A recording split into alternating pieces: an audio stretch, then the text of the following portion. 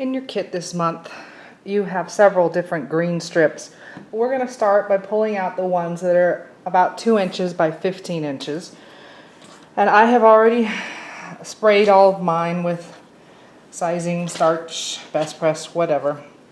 We're going to cut each of these strips down to 1 3/4 inches wide. We're not going to worry about adjusting the length, just the width. So 1 3/4.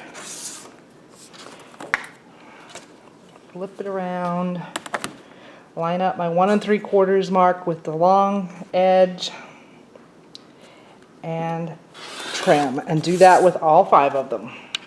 Once the strips are all trimmed down to 1 3/4 inches, then we're going to put them long sides together and sew them together in a stack. You can put them in any order you want.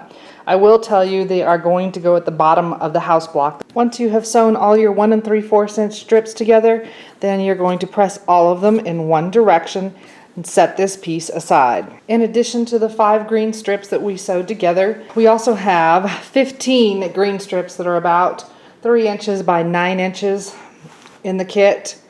We are going to make leaves out of those. We're going to do the applique the same as we did the petals, so I'm going to just go over this very, very briefly. If you need more information, go back to the flower petals. I'm using the heat-resistant Mylar. I traced my leaves on here, and then I cut them out.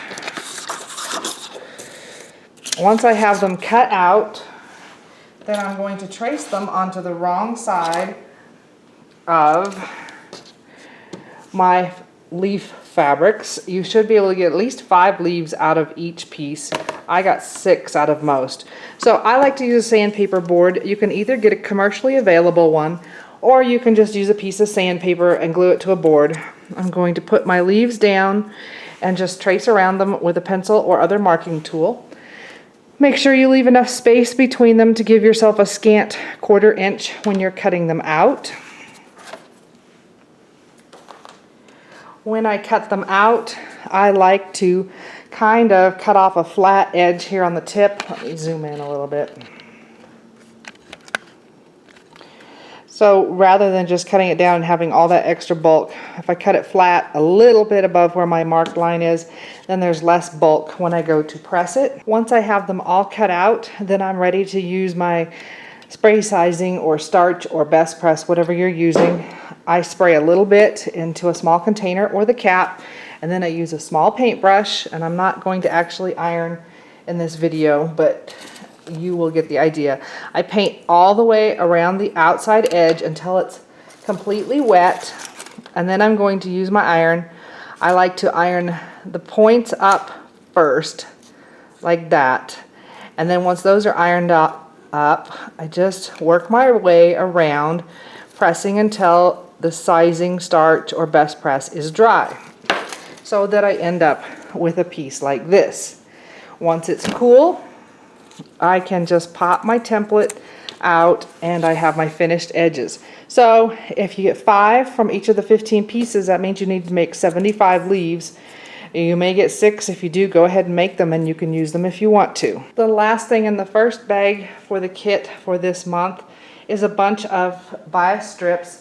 They are cut at 1 1/2 inches, and as long as you're using bias bars the way I'm demoing here today, you do not need to trim them down. What you will want to do with these is cut the ends, probably the one with the selvage, so that they match the same angle as on the other end. So you want a 45-degree angle. So we're just going to line, I'm going to split this over, our 45-degree mark up with the edge of the fabric and cut off the selvage, which gives us a parallelogram. That's 2 sides are parallel here. We're going back to geometry, and then these 2 ends are parallel with each other. Also, you have longer pieces than what I have working with, because mine are the scraps after cutting all of yours. You're going to cut these down into various lengths. Like, some can be short, some can be long. I cut mine to where some of them, the shortest one, if I measured it from long point to long point was about 6 inches, and the longest one was probably about 16, 14 inches. It's up to you. The shorter you cut them, the more seams you have to do, and the more of your length you take up with seam allowances. So again, just the 45-degree line and make a cut wherever you want it. You're going to want all of these matching up, the angles the same, so you could just put them end to end to end. See, this one doesn't work, but this side does, so this one needs to be trimmed off still. But we just want all of our angles going the same direction. Now I'm going to just take this to the sewing machine and I'm going to sew short ends together. They are going to be put together offset like this, so that you start your 1/4 inch in the dip and end outside the dip. I am using a dark thread because I don't want it to show. You can just sew them together in pairs like this and then go back and sew the pairs together. Or I like to just sew them end to end. So I'll just take the end that's hanging off here and put the next piece on it. So I'll just overlap it.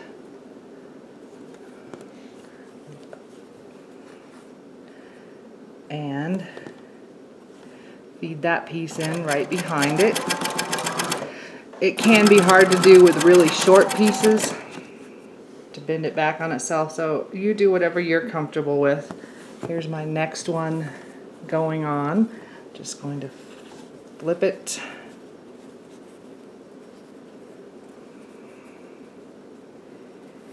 And sew it in. And you're just going to keep sewing these together. You're going to want to sew all of yours together. You need somewhere between 180 and 200 inches of bias.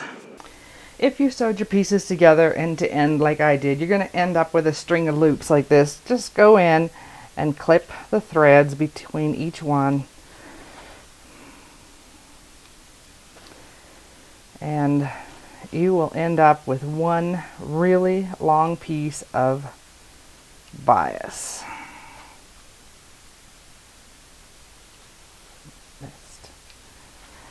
Okay. So now we need to press all those seams. And just like usual, I would recommend that you press them flat first, the way they were sewn, and then flip them up, and we're going to press all the seams to one end. So choose which way you're pressing on your ironing board and just keep pressing it that way. Doesn't matter which way you go, just pick one direction. And remember, we're pressing, not ironing, so just down and hold it, and just do that for all the seams all the way down. I know the pattern says to just sew a scant 1/4 inch seam, and you can do that if you want to. I prefer, when I'm using bias bars, to do it this way. I have folded my long strip that I have pressed all the seams to one direction in half with the long edges together. My bias bar is just slightly away from the edge, maybe a 1/16 of an inch. I want enough space that after I stitch this, I'm going to be able to slide the bias bar inside. I'm going to mark just at the very beginning on the other side of the bias bar, the side away from the fold. I have my bias strip folded in half, and I want to find a line on my throat plate that I can line up with. And it didn't line up exactly with any line if I kept my needle position in the center. So I've switched to a normal foot from my sewing machine, and my sewing machine I can move needle positions. So I'm going to move it over until it actually hits that line, and you'll probably need to run the needle down to make sure that it does. Once it does, then I'm just going to sew the whole strip, staying on with my fold on that line. Now remember, this is bias, so you don't want to be tugging on it or you will stretch it. You just want to let the machine feed it through by itself. If you do not have the option to move the needle on your machine, then you will need to line up your marked line with your needle and then put a piece of tape or something on your on your throat plate so that you can follow that. So I'm just going to stitch all the way down this strip now. Now we have a nice long strip of bias all sewn together along the raw edge. We're going to take our bias bar, and I didn't say much about it, I just mentioned it when I started sewing. This is a metal bias bar. They're also available in heat resistant plastic. If you took First Thursday Mystery last year, we weren't finding any metal ones at that point in time. We did find some from the manufacturer, so there are some in the store now. But either type will work. You could also use a bias tape maker, but I am not demoing that this year. So we're going to take our bias bar, and remember we pressed all our seams one way. Mine are going this way, so I want my bar to run the same way so that I'm not butting into those seams and trying to get past them. We are going to thread it into the tube that we made. And we want the seam to be on one side of the bias bar and then the smooth edge on the other. You can trim the seam before you do this if you want to, or you can leave it. I will probably do some trimming after I have the whole thing pressed. But we're going to slide the bias bar in.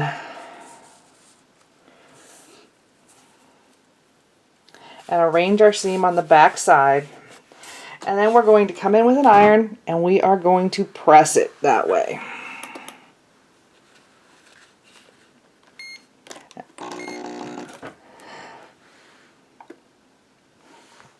And you can flip it over and press from the other side too.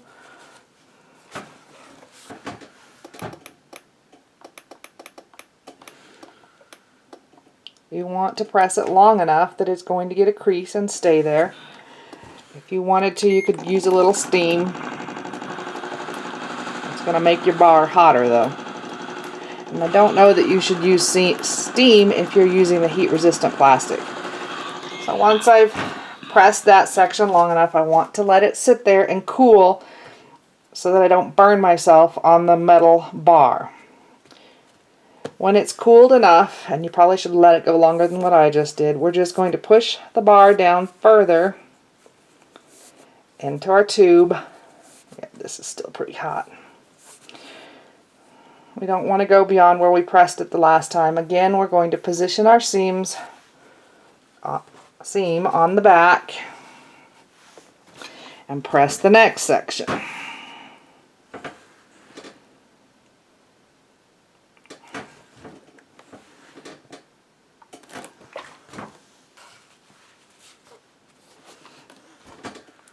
As you can see, my dog ears are sticking out, so I will definitely need to trim them. This is the end that's already been pressed, so we want to make the whole thing look like that. So we're just going to keep scooting the bar down as it cools and press the next section until we have done the whole length. Here's my finished bias strip. And I did go in and trim my seam allowances back. I don't want them to show on the right side when I go to sew them on the fabric. The pattern tells you to put them in a Ziploc bag, or put it in a Ziploc bag, which is not a bad idea, but I would recommend that before you do that, you take some sort of cardboard tube. This one's a toilet paper tube, a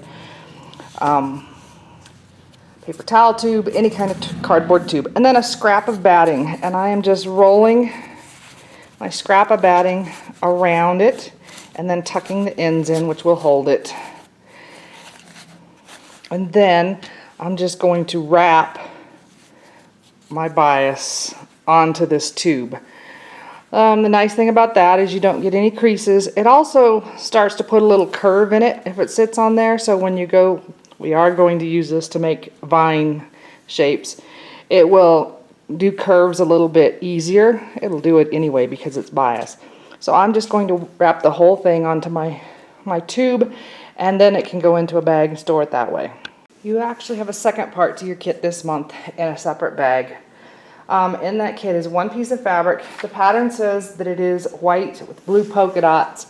It is not. It's just plain white on white. It's about 14, a little bit more than that, by about 28 inches, or you may have two squares in your set. We're going to, from that piece, cut two 14-inch squares. I have already sprayed it with starch or best press or sizing, whatever you want, and pressed it dry. So I do have a ruler big enough to cut my 14 by 14, so I'm going to cut off one edge and the other. And then I'm just going to, because I can where I am, switch sides. You can turn your mat around. You can flip your piece of fabric. So I'm just lining up my 14-inch line here and here and cutting off the other two sides. So now I have two 14-inch squares. If for some reason you can't get it exactly 14, 13 and a half will do on both squares, and it doesn't matter whether it's on the wrong side or the right side. We are going to draw one line corner to corner diagonal on both squares. And then I'm going to take it to the sewing machine and sew with a regular length stitch 1/8 of an inch away from that line on both sides, so it's stay stitching. That helps it to keep from stretching on the bias. And here are my two squares that have been stay stitched. You can see I have 2 rows of stitching. It's going to be in the seam allowance, so if it's not perfectly straight, it's not the end of the world. Now we are going to cut it apart on that drawn line. So just corner to corner, which means then I just have my stay stitching on the edge of the fabric on the diagonal. Set the 4 white rectangles aside, and then you need to get out your house unit from last month, and we need to find the center of the house. I am folding it so that my short section here lines up with my shortest section on top. Your center should come out somewhere in the door section of the house, so we want to press it. I'm just finger pressing. I think that will suffice to mark that center. You just want to be able to see that crease, and I can. So now you need to find the large blue rectangle that you cut last month but that we didn't use. We're going to find the center on that as well and just mark a crease will work. Then we're going to take our house unit and open it up and match those centers on the top like this, and then we're just going to sew with a 1/4 inch seam from here to here. So I sewed the top rectangle on, and yes, there's spots out here on the end, and then I pressed it toward the solid piece. Now on the bottom we're going to take the 5 green strips that we sewed earlier, and they are going to go at the bottom of the house. I can still see my halfway mark, so I'm going to fold my green in half and mark the center, and I'm going to match those centers and again sew with a 1/4 inch seam. I've sewn my grass to the bottom of the house unit, and I pressed the seam toward the grass.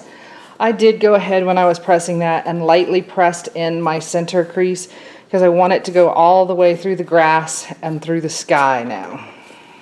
From freezer paper, cut a square that is 16 3/4 inches. The freezer paper is 18 inches wide when it comes on the roll, so it is wide enough. Once you have your 16 3/4 inch square cut, then we are going to mark diagonal lines from corner to corner on all 4 corners so that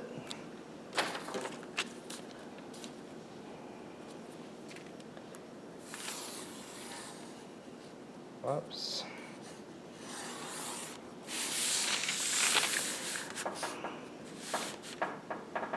So that you divide it into 4 triangles.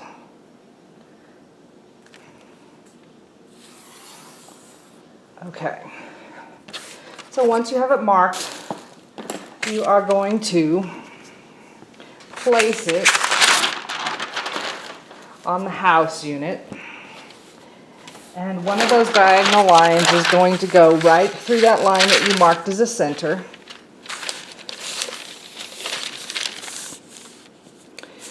So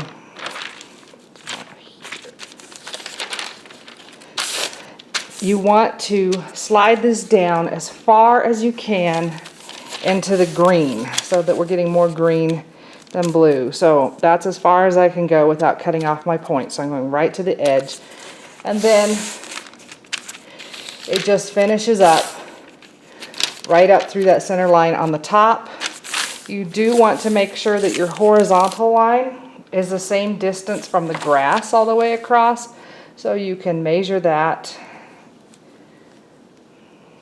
And mine's pretty close. Once you are satisfied, I'm going to iron mine on. So I have marked on the dull side of the freezer paper. The shiny side will stick to your fabric.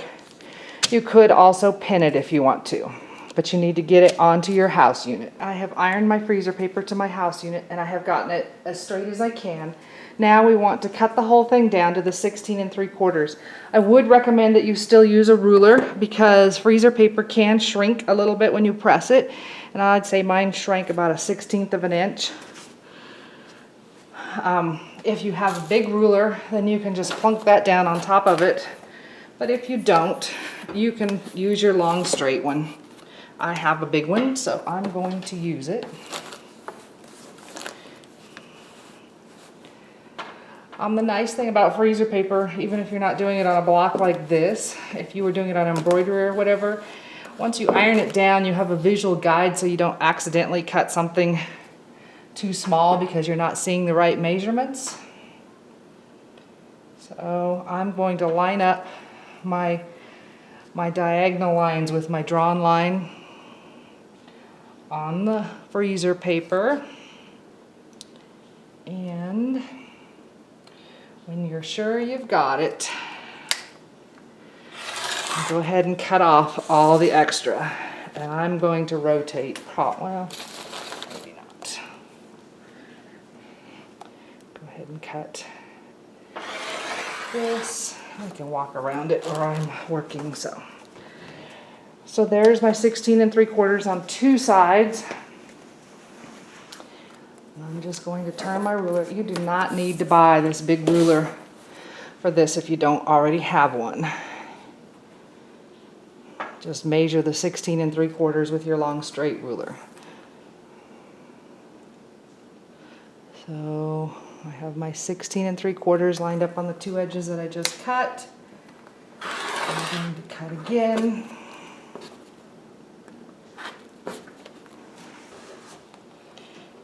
And my last cut.